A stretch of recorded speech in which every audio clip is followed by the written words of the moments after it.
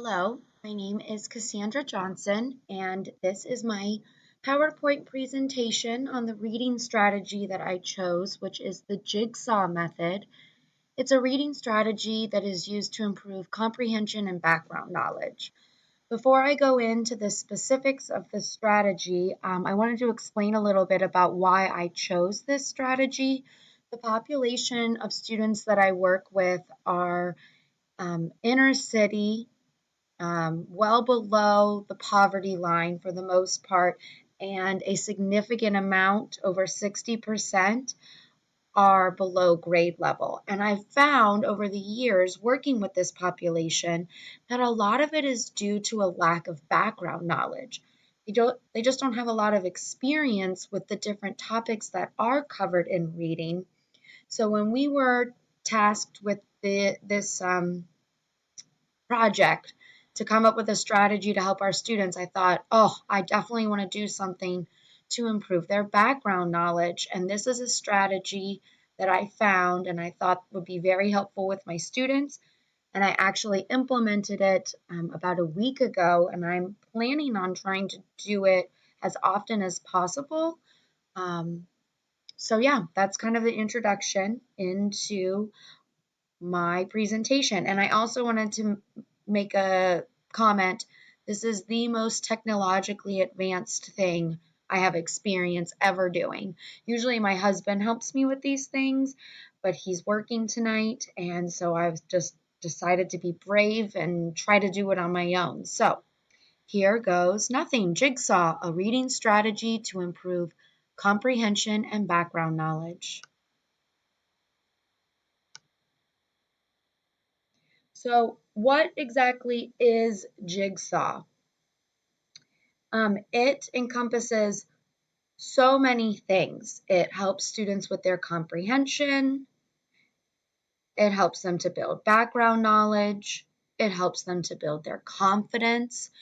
When children are able to feel successful, they feel more confident in their reading. And in the next slide, I'm going to explain exactly how this strategy is done. And it's the way that it's designed is it does allow all students to feel successful. It helps to build background knowledge because you can do it across all content areas, fiction, nonfiction, science, social studies. You could probably even find a way to incorporate this into your math lessons. It's cooperative, which we all know research has shown that cooperative learning again helps to increase confidence and interest in reading. It helps to improve comprehension, and that kind of plays into the way that you design the lesson. You get to kind of dictate exactly what you want the students to take away from the reading. Like I said, it can be covered across all content areas, all grade levels, all abilities. The way that you group students will allow you to have the students either help each other, or you could even have it grouped so that way you maybe focus more on one group and you have a more independent group. So one of the downsides of Jigsaw is it does require a significant amount of planning in creating the home groups that I'm going to talk about, the expert groups, finding reading materials. So I do want to caution you with that. This is not something you could just go into school tomorrow and be like, I'm going to do a Jigsaw lesson. It does take a significant amount of planning, and it does also take a good amount of knowledge of your students, their academic abilities, their behavior, things like that. So, what does Jigsaw look like? Well, you start off in your whole group and you explain to the students um, the lesson that they're going to do. I always make sure I go over the procedures. And if you watched my video and Athena, I had created an anchor chart, the students and I did, about the procedures of Jigsaw. What does it look like? What are they doing? What volume are they at? How do they move from group to group? So then once you present the students with the task, which the reading task will depend on the content area that you're covering, fiction, nonfiction, science, social studies, math. What is it that you are wanting the students to accomplish? They start in their home groups, which is right up there on number 2. In their home groups, the students all have different books, and I usually either have them um, fill out what they already know about the topic if you're trying to do like a fact finding activity.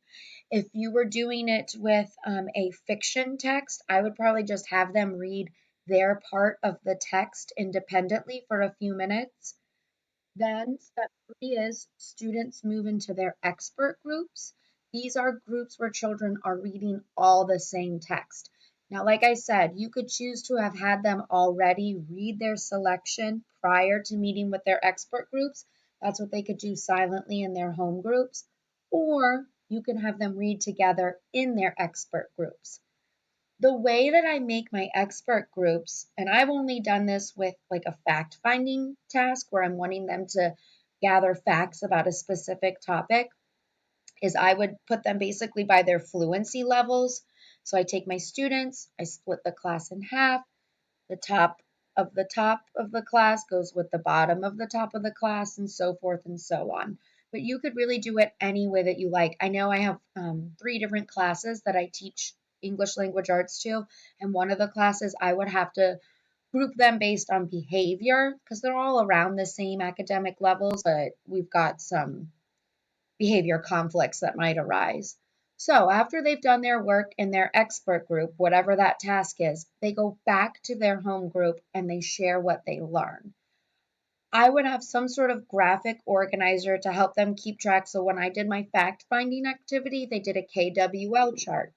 Let's say that you did it with a fiction text and you wanted them to, each expert group read a different section of the book.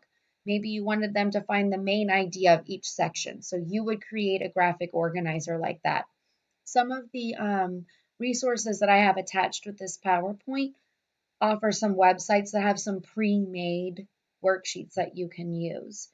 So then the last step is to come back together as a whole group, and the teacher then asks students to share things that they learned from the members of their home group.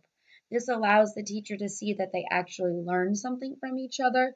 I also like to give my students a post-it note or a some sort of card, some sort of exit slip. What did you learn? Just so I can briefly see, okay, they met the goal that I had set for them.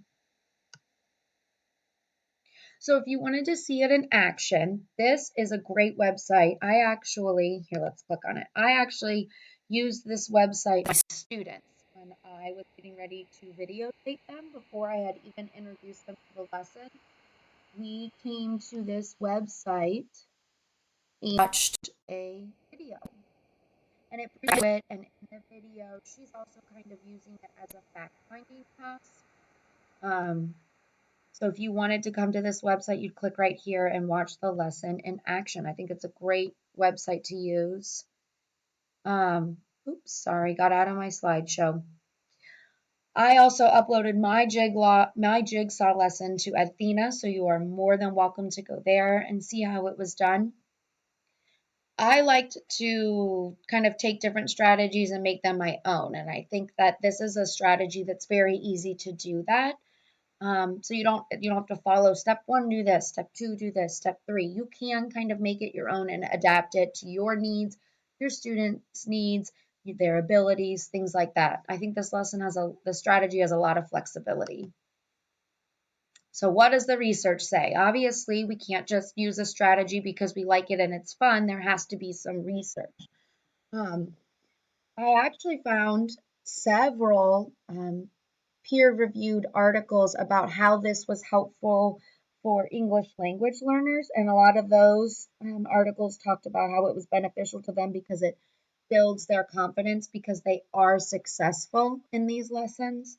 I'm going to highlight 3 articles. The first article is titled Relationship Between Reading Attitudes, Achievement, and Learners' Perceptions of the Jigsaw 2 Cooperative Learning Experience. So this was a study that was done in Lebanon, and it showed that it did have a group of students who just interacted with text in a more traditional manner, and then students who participated in jigsaw lessons. And they found that readers who are interested in the material are more likely to persist in reading than their uninterested counterparts. And the point that the authors were trying to make is that the jigsaw method gets students more interested in the materials, which then has a snowball effect of all these wonderful things that we want our students to develop in reading: a love of reading, high interest, enthusiasm. The second research that I included in my paper and this project is assessment of the use of the Jigsaw method and active learning in non-majors introductory biology. This was a really interesting article. It was a study done on two groups of college students. Both groups contained students that were non-biology majors, and they were taking a biology class. And one group, they were both given the same pre-test. One group was taught in a lecture manner, and the other was participated in one jigsaw lesson and then other active learning lessons. And there was a significant difference on the post test between the two groups, but the authors did mention that this result may be an artifact of the different way that the post test was given in the two sections. There really wasn't much more information about that difference, but there was a difference between the two groups, which I found interesting.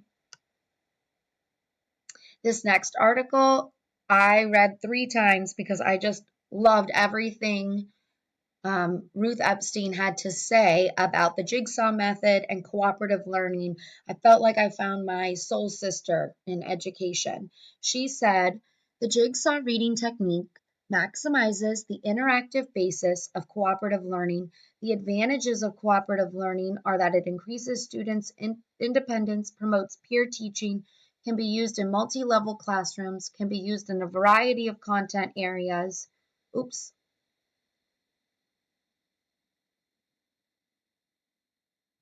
Sorry, I lost my spot.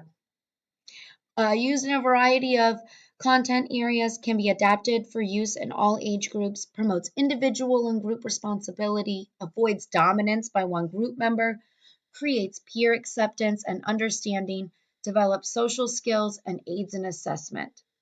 And then I've included these 3 websites that I have found to have a plethora of information in helping you plan and understand more about the jigsaw strategy. First one is readingrockets.org, then we got jigsaw.org, and then readwritethink.org. And then I also included the citations for the 3 peer-reviewed articles I used. I hope that I have helped to explain the jigsaw strategy, and I hope that you all get a chance to use it in your classroom and have as much success with it as I did. Thank you.